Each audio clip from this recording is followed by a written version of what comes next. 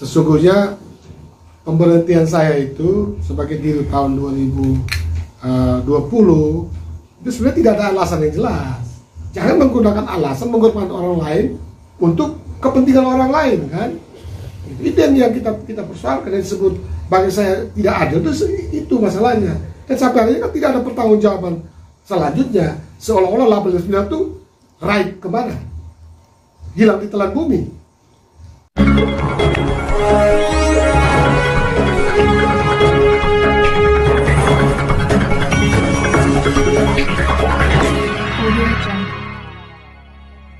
Dasarnya apa Anda sampai dipecat atau diganti?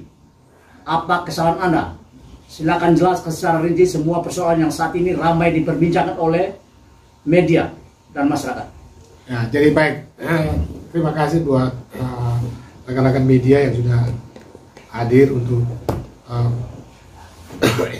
mengklarifikasi sebuah pemberitaan yang beredar di tengah-tengah masyarakat dan banyak komentar dari banyak pihak.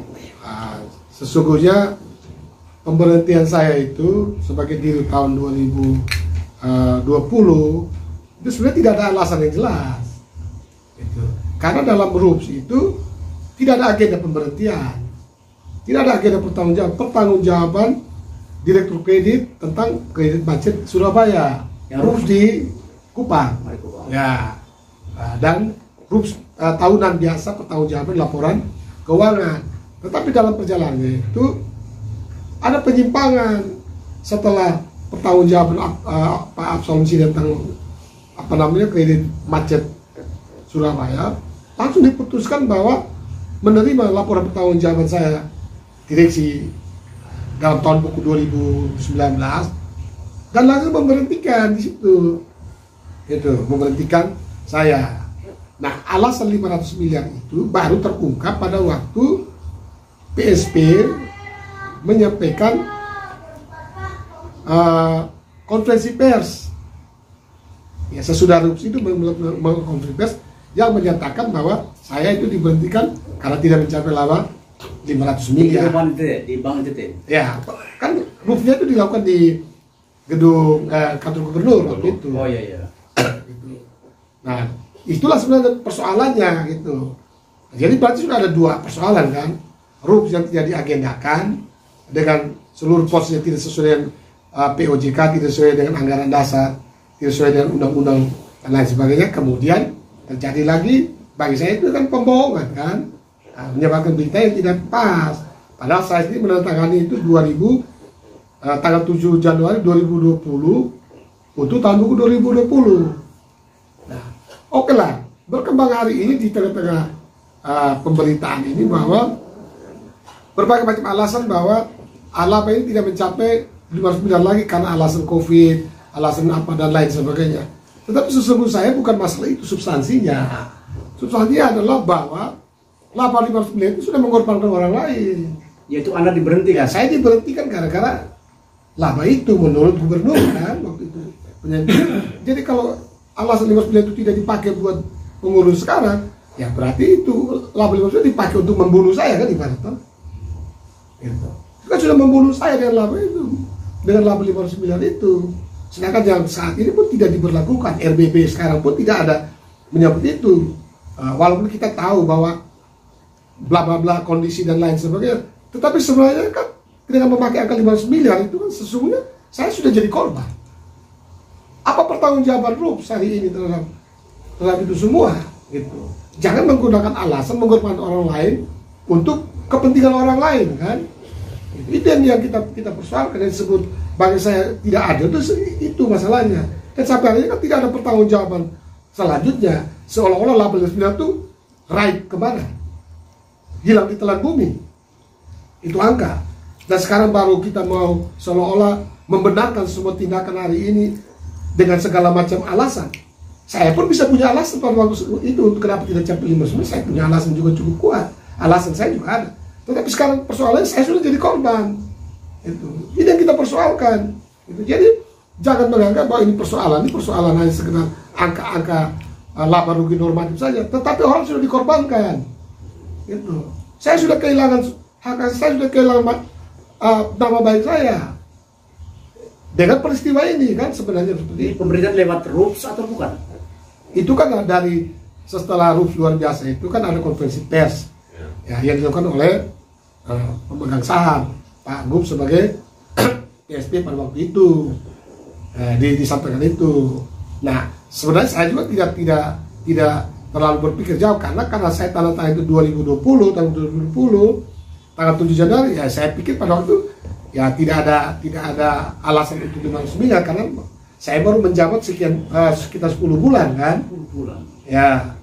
Nah, kalau 2021 dengan 2020 tahun ya mungkin kita bisa bertanggung itu. Tetapi tiba-tiba saja itu dikemukakan di konferensi pers. Nah, berarti kan orang saya sudah dikorbankan. Seharusnya harus secara moral profesional harus bertanggung jawab dong ini lama ini.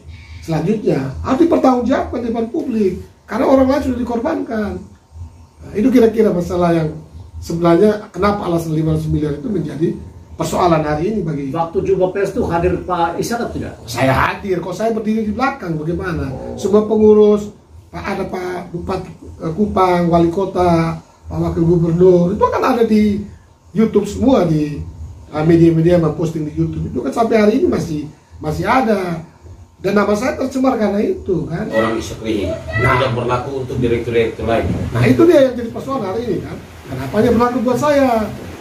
Berarti memang ini upaya-upaya untuk membunuh karir saya kan. Merampas jabatan di RUT ini sebenarnya dengan cara-cara seperti ini. Dan hari ini sudah sekian tahun kita kasih waktu. Oke lah, ketika mereka berkata kita tidak mau cari Superman, ya kan, mau cari apa namanya super tim yang lebih bagus, silakan. Itu kewenangan bro. Tetapi hari ini kan kita kasih waktu mereka sekian tahun dari 2020, 2021, 2 tahun, 2022. Apakah laba itu mencapai? Bahkan lebih kecil juga dari laba Labanya berapa? tahun 2019. 2019. Ya itu nanti angka-angka gampang lah kita bisa bertanggungjawabkan. Itu substansinya seperti itu. Jadi kalau memang kondisi seperti ini, ya berarti saya merasa tidak adil, tidak sewenang-wenang kan. Sehingga Anda harus keberatan lewat pengadilan negeri. Ya, Pengadilan. ya. Itu konsekuensi akibatnya saya harus melakukan gugatan hukum. Bahkan sebelum itu pun kita sudah lakukan apa namanya klarifikasi ke PSP juga melalui surat juga kan dengan etikat baik kan tidak dijawab juga surat kita. Jadi ya itu upaya hukum terakhir kita ya lakukan saja ke pengadilan itu pembuatan hukum. Jadi jangan dianggap bahwa kita ini sedang ingin merusak apa namanya Bank NTT. Ya, justru kita punya niat baik untuk memperbaiki tata kelola Bank NTT ini dari cara-cara kerja yang menurut kami tidak sesuai dengan prinsip tata kelola. Itu masalah dasarnya. Jadi kita cari keadilan, meluruskan semua hal yang tidak benar ini kita luruskan supaya apa yang menjadi hak kita ya diberikan kan, selesai kan masalahnya gitu. Tapi kalau semua juga mau menang-menang bertahan dengan opini masing-masing, ya saya pikir kan siapa yang mau jadi korban? Saya tidak mau jadi korban juga seperti ini. Gitu. Saya sudah kasih waktu sekian lama untuk bagaimana upaya-upaya kita untuk hal ini diselesaikan dengan baik. Gitu.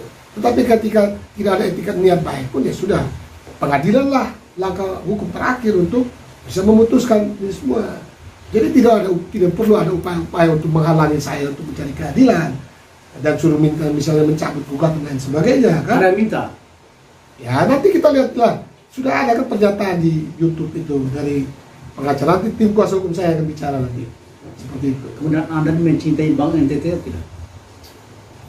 Jadi begini, Bank NTT ini, kami ini berkarir dari nol, pejabat karir. Dari tahun 96 kami masuk Bank NTT itu, Bank NTT masih manual Pak. Hanya baru satu cabang, itu cabang utama, kalau saya tidak salah yang pakai sistem.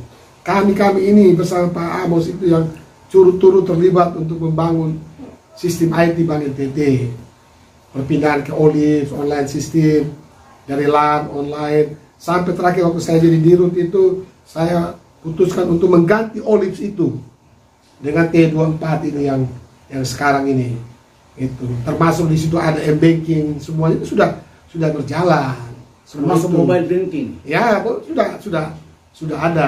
Hanya sesudah saya kan ada penambahan fitur, layanan, nah, itu normatif saja lah. Itu semua sudah jalan. Jadi kalau bicara digitalisasi, itu kan lanjutan dari apa yang sudah kita kerjakan gitu. Sebelumnya itu sudah dikerjakan untuk online sistem Bank NTT, digitalisasi ATM bersama. Bahkan kita sudah bisa tarik tunai di Malaysia. Bisa Bank NTT itu zaman saya itu sudah dilakukan dengan Maps Malaysian Payment gitu. Sudah bisa tarik di Malaysia. Bukan barang baru itu sudah dari zamannya Pak Amos itu kita sudah lakukan itu. Jadi kalau hari ini baru dikatakan itu, saya pikir tidak seperti itulah, bahwa ini digitalisasi sudah kita jalankan. Rekam jejak itu ada, tinggal dilihat dan dicari tahu saja di Bank NTT seperti apa. Termasuk gedung 5 lantai itu juga. Itu kan saya juga ada di sana sama Pak Amos. Ya, juga sama Pak Dirut yang sekarang juga. Kita sama-sama kerja itu gedung sampai selesai. Jadi jangan berpikir bahwa kita mau berbuat sesuatu yang mencederai ini. Tidak.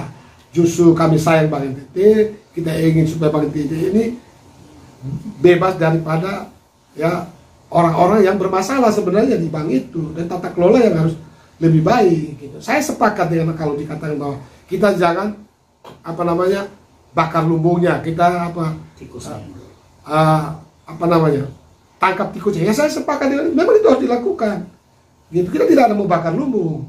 Gitu. Kita mau tangkap tikusnya. Dan kalau mau jujur LHPBPK kan waktu zaman saya. Tapi kenapa sampai sekarang tikus-tikusnya belum ditangkap, belum dibakar? Kenapa itu? Ya nanti tanya saya sama APH kan. Oke. Ya kan saya kan tidak bisa menjawab itu. Baik, terima kasih. Gimana?